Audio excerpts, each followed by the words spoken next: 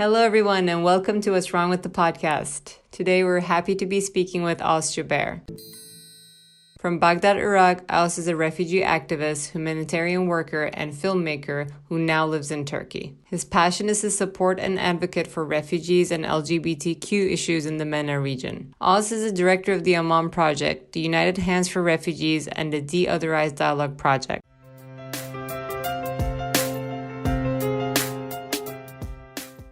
Aws, welcome.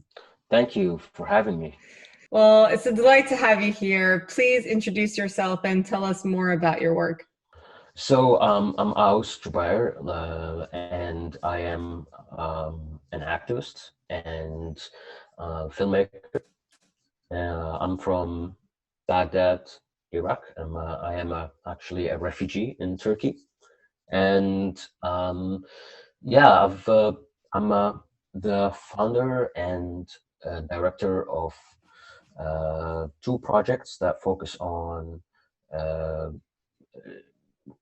human rights issues. The Aman Project, which uh, focuses on raising awareness about LGBTQ issues in the Middle East, and also supporting the LGBT refugee community in Turkey by providing emergency assistance. Um, and I am also the co-director of United Hands for Refugees.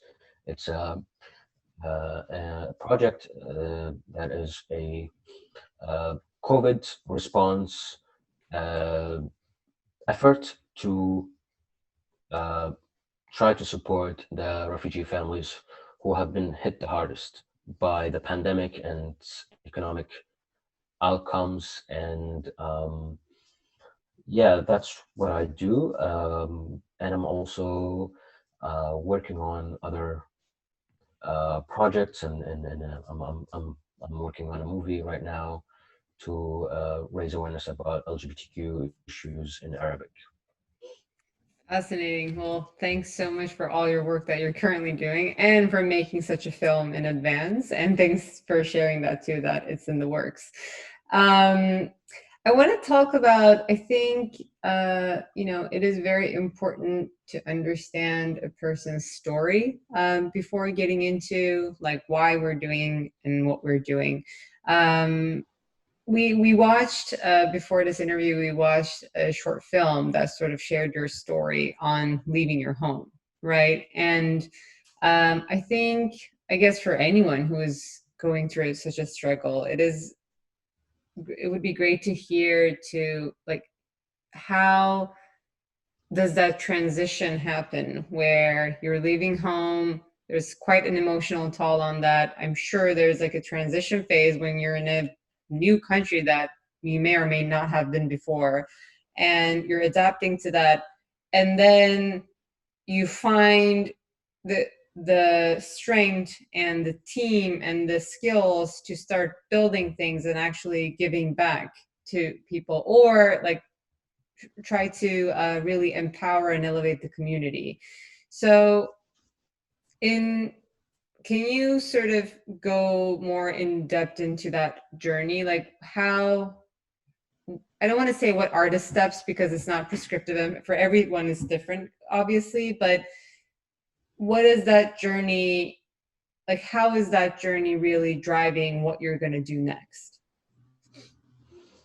Um, I think so. My journey has been, and my the things that I went through has been essential and has been a main drive for everything I'm doing right now.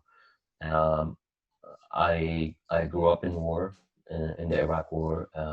I was 12 when it started, and I was 19 when I left. So basically, when I was 19, 13, 14, 15, I saw the toughest Wow, years wow. of the war. It was, I've witnessed horrific things in my eyes while I was in Baghdad, while I was going to school, while I was just playing with my friends. And um, that had a huge impact on me, obviously. but also coming after that to Turkey as a result of that war. Um, you know, my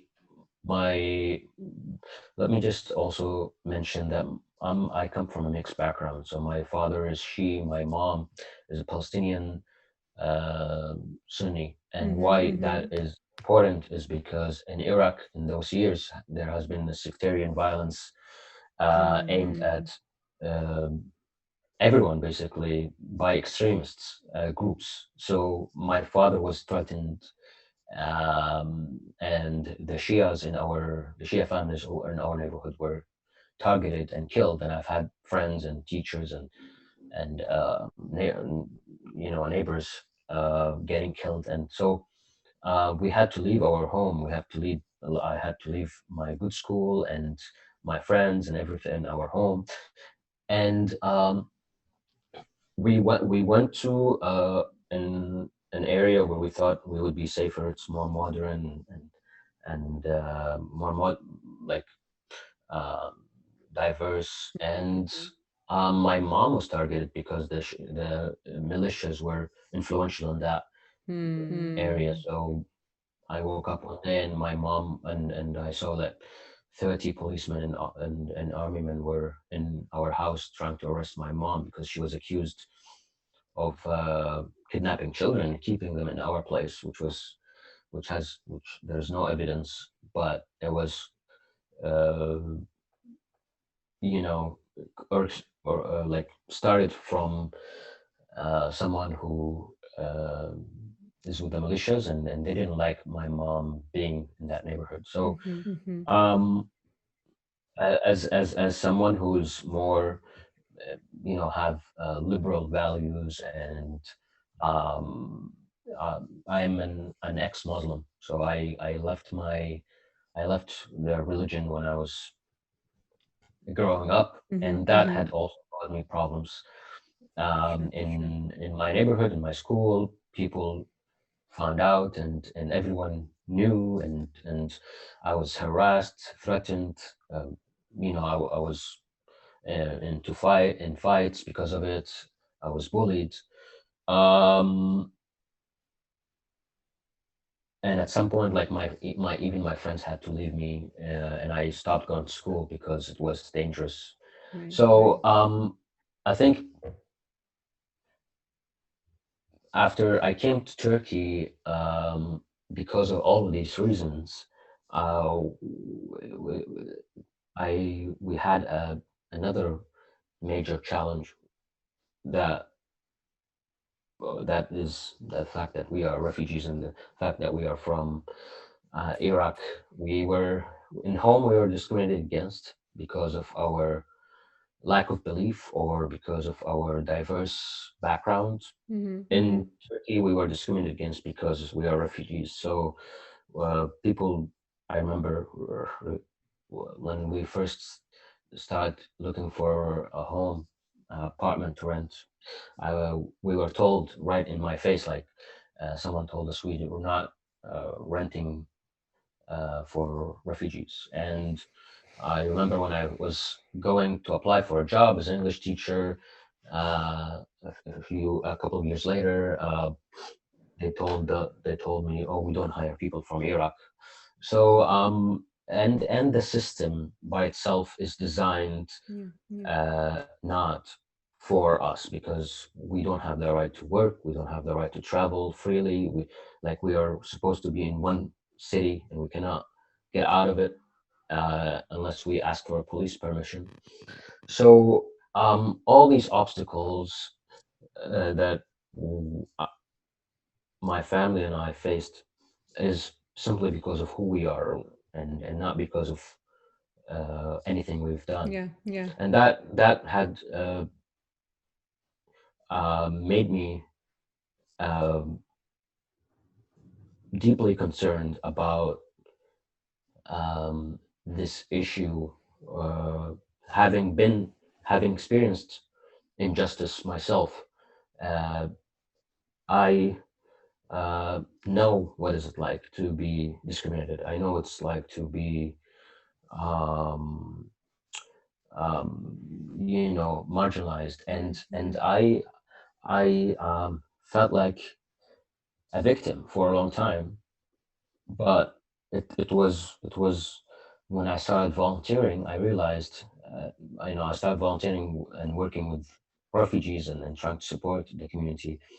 I was empowered just by the fact that I had the ability to do something about the problem. And suddenly, not suddenly actually, it came gradually, like uh, in time. It took time, of course, for me to realize that this is what I want to do, and it makes me feel empowered.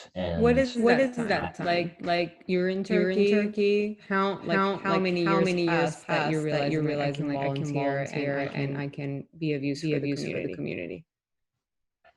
it was in 2015. I came to Turkey 2011, and Mhm. 2015 is when I came to volunteer and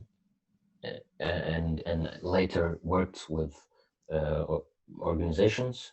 Um, and I felt like this is what I want to do for the rest of my life. This is my purpose.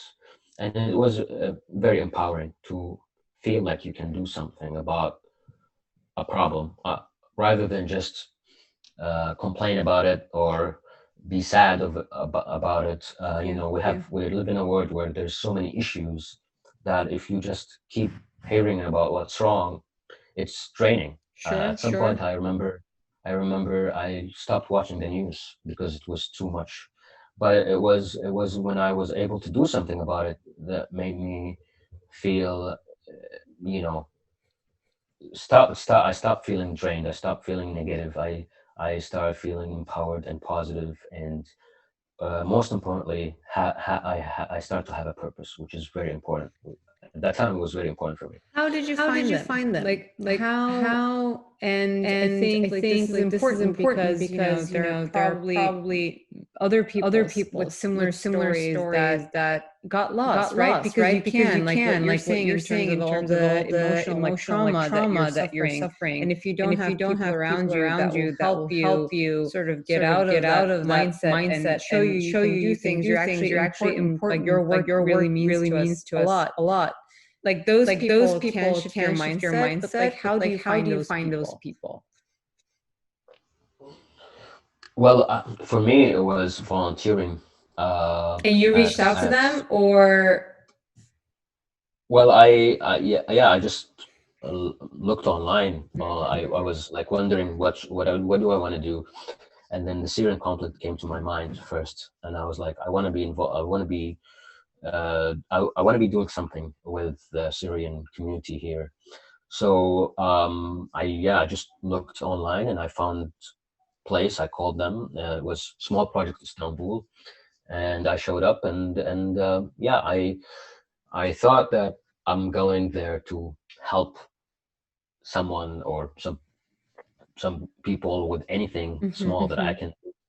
But actually, it turned out that it was the opposite. I got a lot of support from the community, much more than I, was giving, Right, right. and that have had empowered me also, of course, to carry on and uh, keep, being working in this field, the humanitarian field. Um, and it wasn't too much later when I realized, like, hey, I want to do this always, and um, specifically, I I started working with another organization that was working with refugees, Mhm, and I mhm. started getting paid, but also then I started working with a LGBT refugee shelter, and it was my time there that also made the biggest impact on me because Mm. for all these years I thought I was the victim, and suddenly I'm in a place with people around me who have seen struggles that I could not imagine. And I started to also realize my privileges, how privileged I am to be a man, how privileged I am to be a straight cis man, and never have to worry about my family kicking me out of the house or threatening me, or my friends coming after me, or my community projecting me and sending me hate messages. So I um, was very involved in that project, and I became the manager of that project 2 months later after I was working there, and um, I felt like I want to do something for those people who are discriminated against and who Right, are right. facing injustices, just like how I faced injustices. Um, and I could understand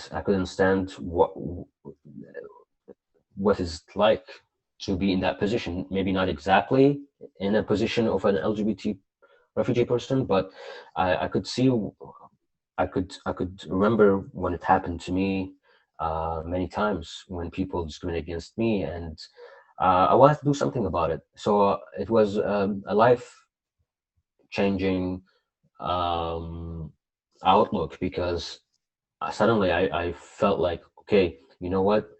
Um, all the things that you've gone through, all the struggles you've gone through, and all the things that you were sad and depressed about, and now you can use it Yeah, yeah, to do something good with it. And it's my ability and my experience uh, going through that.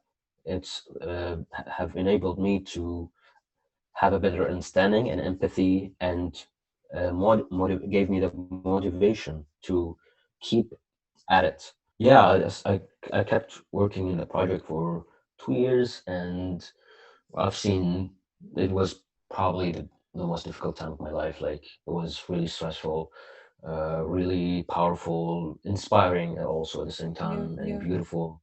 And I've met some amazing people, and I've heard some amazing stories, which is the reason why I wanted to make the movie. Because when I saw these people and listen to what they have to go through, but also who they are as human beings, I thought, I'm not the only person who should be hearing this. yeah, The yeah. whole world should hearing what these people have to go through, and who they are, um, and I thought, okay, one day, I imagined it at that time because I couldn't see it happen so soon. I thought, like, years later, maybe 10 years later, when I leave Turkey, I will, whatever, like, uh, to have like make a movie and try to tell these stories.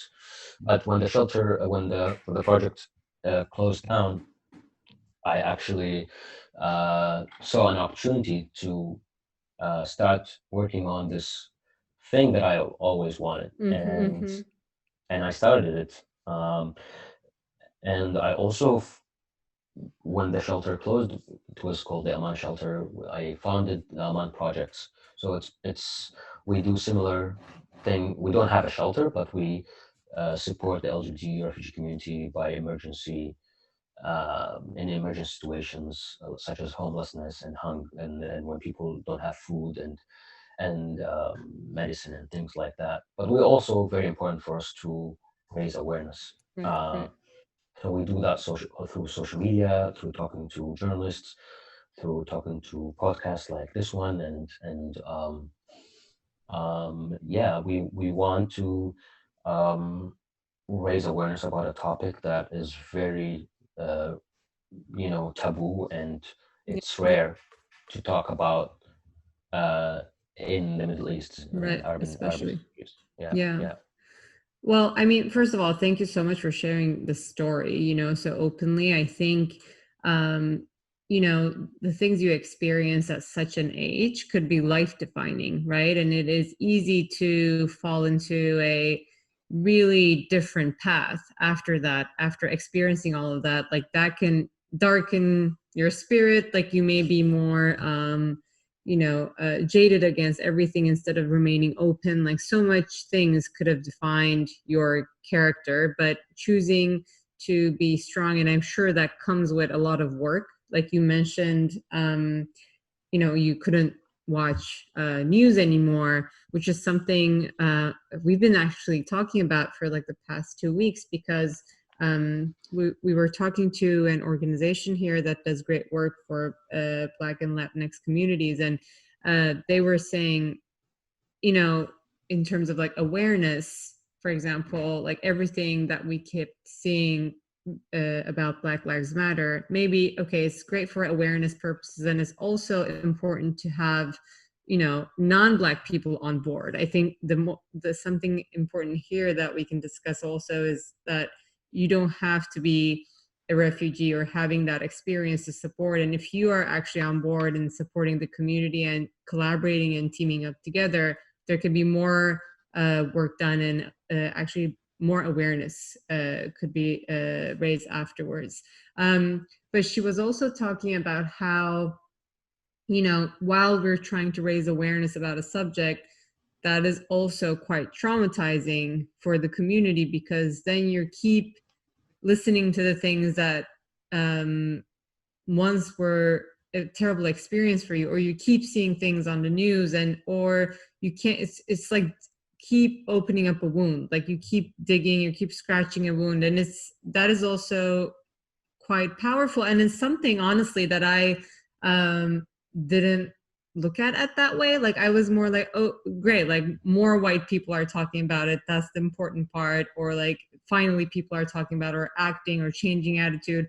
But I honestly didn't think or to that extent, that while we're trying to educate everyone else and be aware, it could also be still very much traumatizing and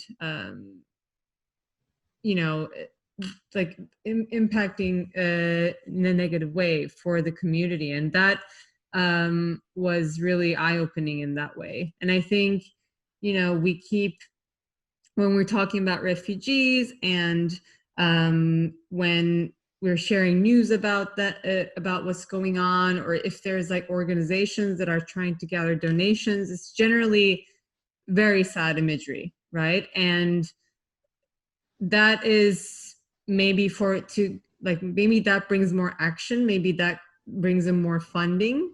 But what does that mean for the refugee communities? Keep seeing those, keep reliving what you have gone through others. That is quite a big trauma, which is why I also find really interesting how you choose the route of a film.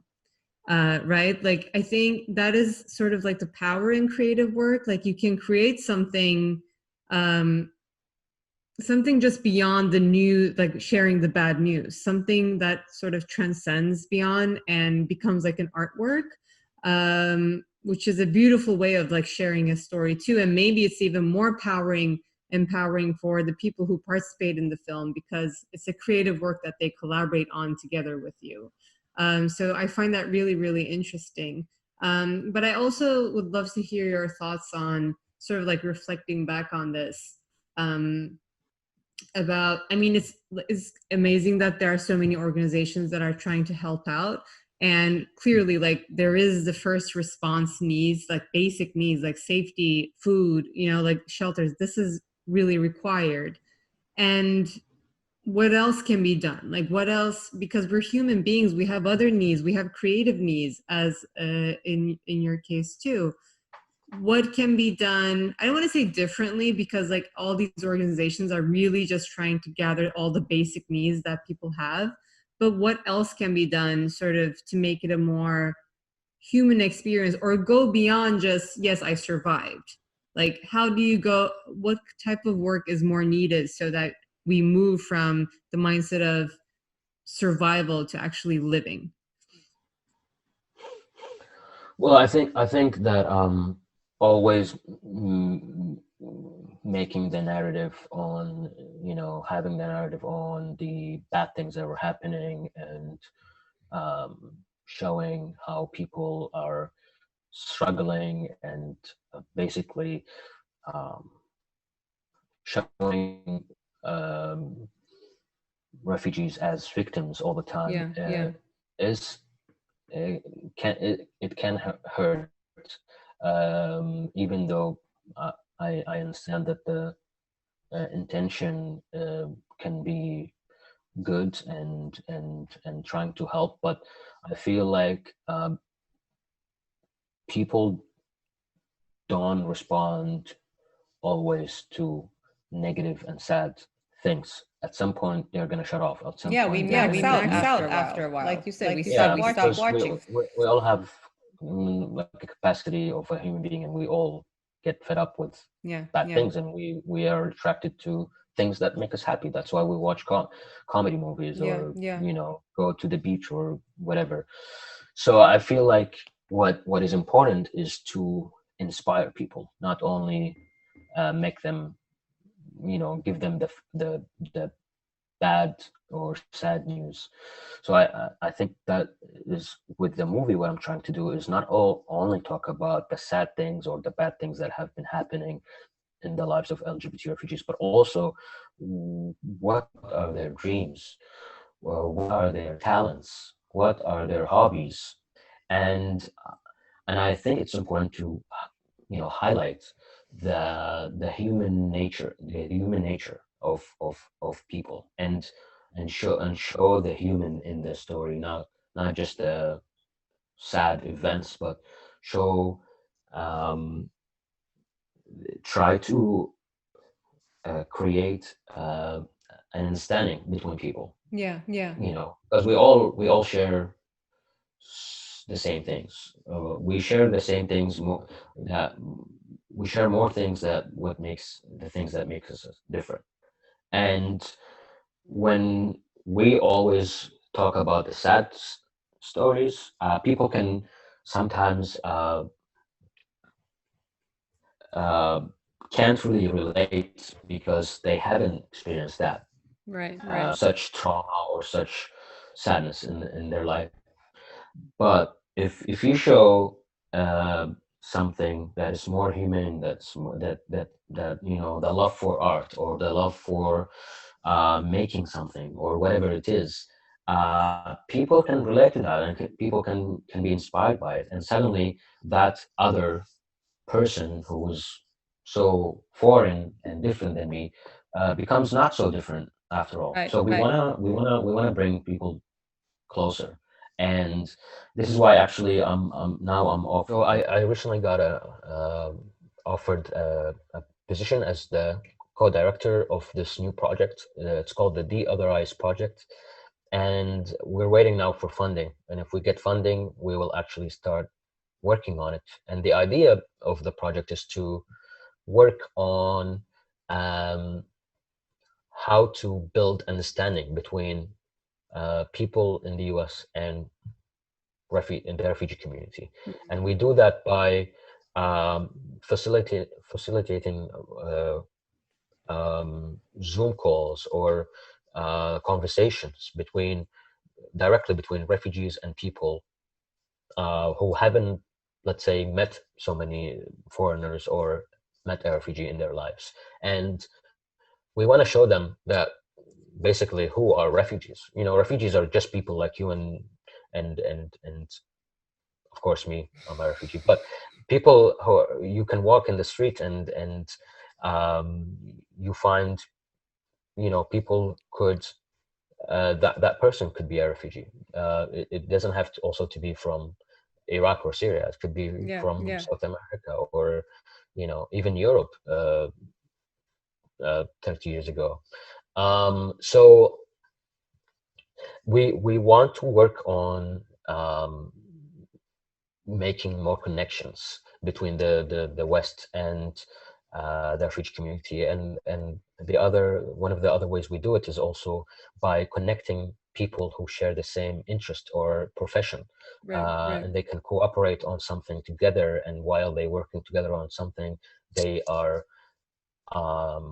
learning about each other, and that can have a life changing um, attitudes and experience 100%. for some people.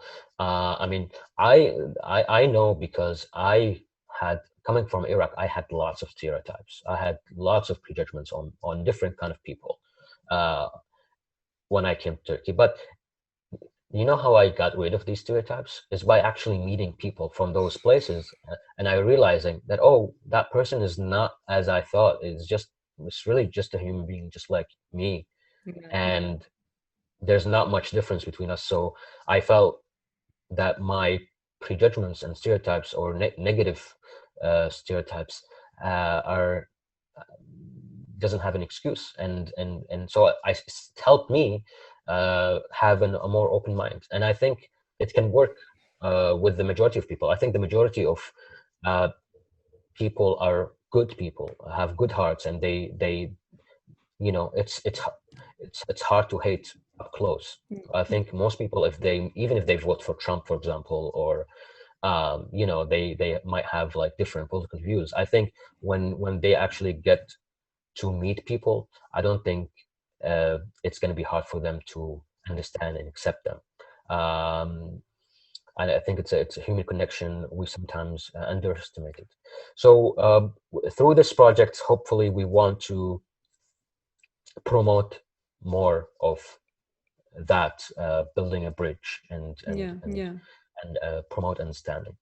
I think it's, well, fascinating. Well, first of all, going back to what you said in terms of like, uh, I mean, in the end, we're all people and we have similar needs and wants, right? Like when you put someone in a box that is unrelatable, like for you, like if you say refugee box, that is, I mean, then the approach can easily be, as you said, like, oh, let's help like those people, like it's sort of like the other, and we want to help them, but there's no bridge between really like the human needs, like, oh, like we both hate apples, I'm making up, like all of these like really human things are not even discussed. And this is and things like the normalization in of all the trauma that is like ongoing in Middle East and that geography in general, on the West, right? Like I think uh, on the news you see like another terror attack, like a war is going on, and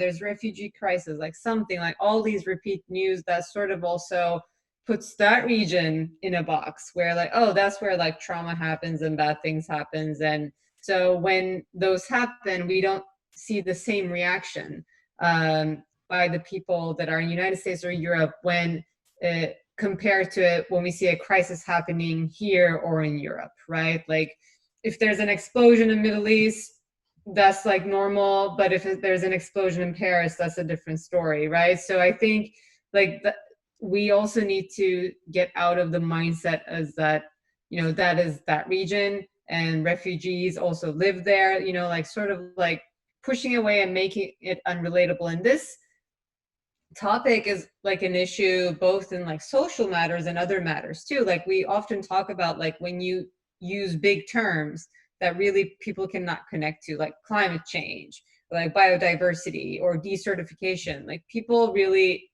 like don't, yeah, I mean, we maybe understand, we get an idea what it is, but we really don't understand. So it's kind of hard to even like think, okay, how can I contribute to this? Like, what is my part in this? What is my role in this? So it makes it unrelatable, and it removes the subject from us, and we distance ourselves.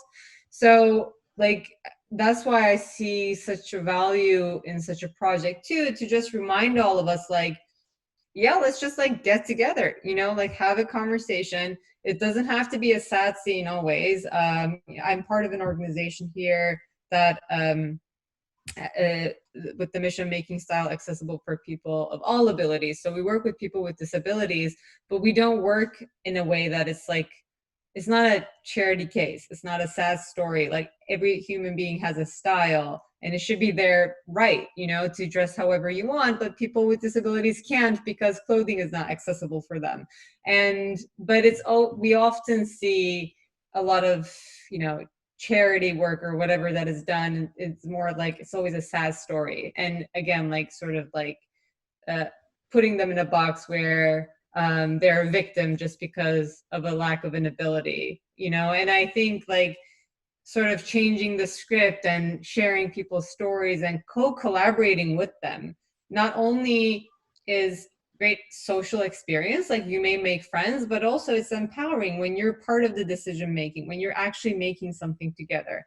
And imagine how, you know, a refugee camp is having a call with, you know, I don't know, a creative group in, let's say, St. Louis.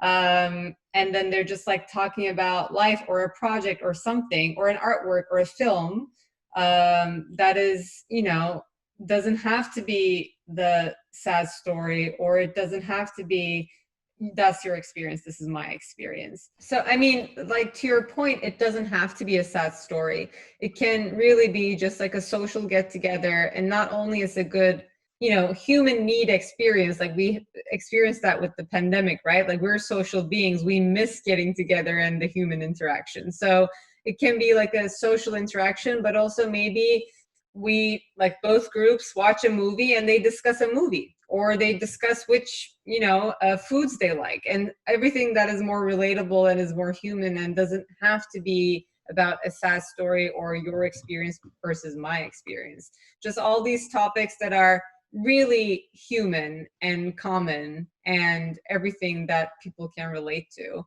So I mean, that such a project would be tremendously valuable. And if it's also like designed around like creative things, it can also be like really fascinating to observe as an outsider, you know? Like, I can imagine people like joining the conversations and just listening in. It is actually, if we get the funding again, it is a very much creative project, and you know, my position would be also to help alleviate it to another level. So basically, get form like form a strategy for it Yeah. to evolve and stuff. So I have a lot of ideas that I think, you know, especially being from the community myself, and having been thoughtful about these issues for a long time. I have a lot of things I want to do, you know, send them the message, or send them the reality of, and help, like I said, build a bridge. Yeah. We all could use that right now. Yeah, and if we do, I will definitely let you know, so you can. Well, Out. please do. I mean, we, anything that we can help with to support such a project, especially also the Aman project and the movie that you're working on. You know, like, I think all of these are experiences that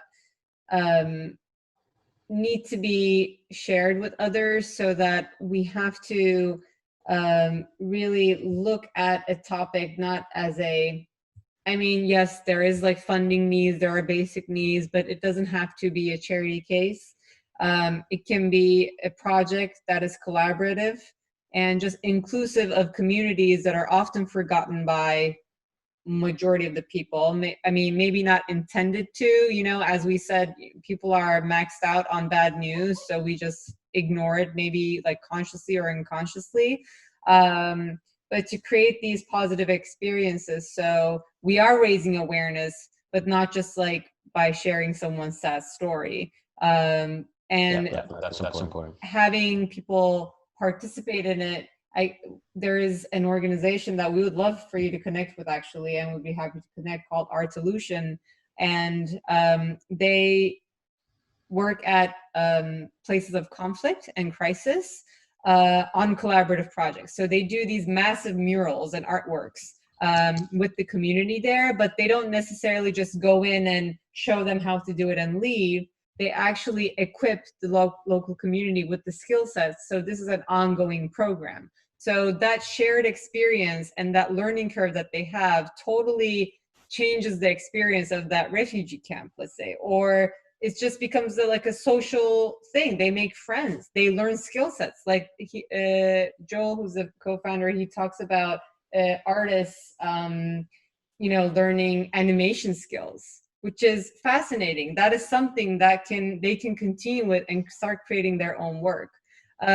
So we've seen firsthand like such beautiful projects done by communities that were either marginalized or forgotten, and it doesn't have to be a charity case. There are great artists from these communities that are, you know, growing when there's opportunity presented to them. So we really hope De-Otherize Project gets funding, and we can't wait to see the film.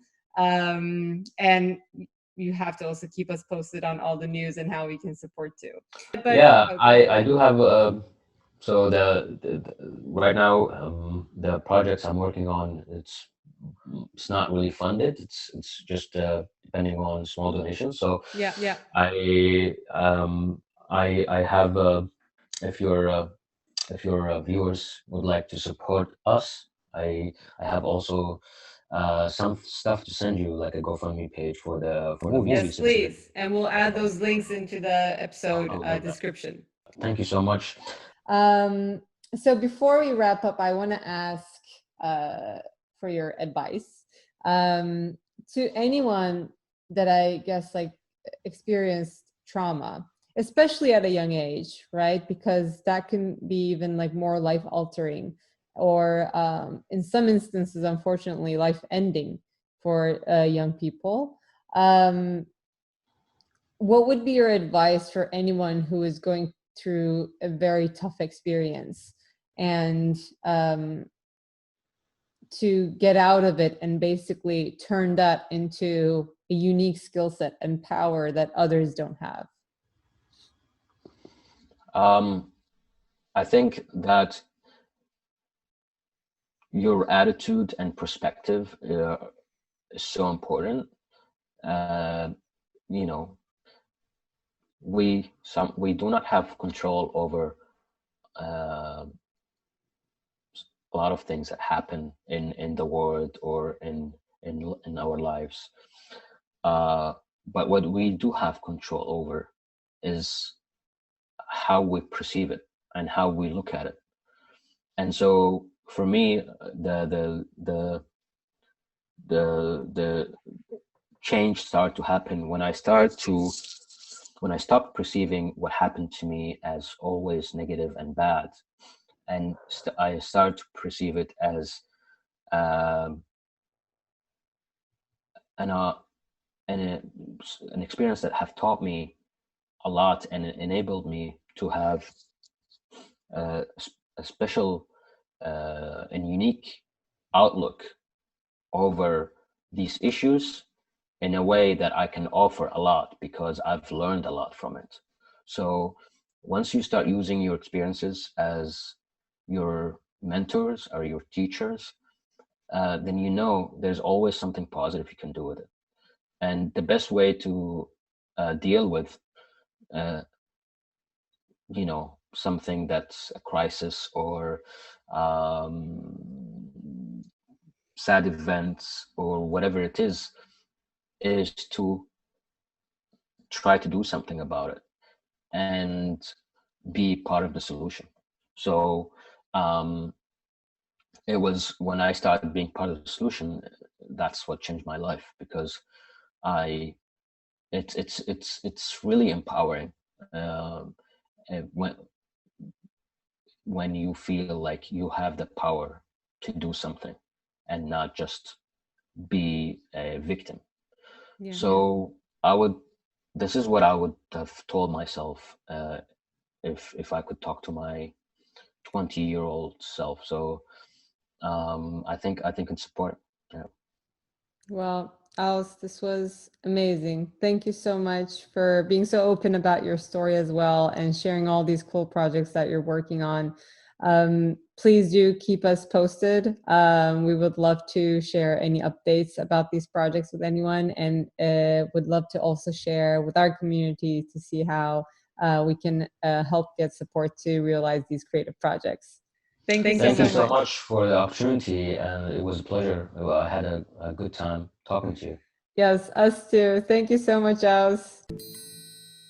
And that is this week's episode of What's Wrong with the Podcast. To make sure you never miss an episode, please subscribe to our show on Apple Podcasts, Spotify, or any other podcasting platform. You can also subscribe to our YouTube channel. For more details on our guests, follow us on Instagram and Twitter. All links can be found in the episode description. Thank you for listening.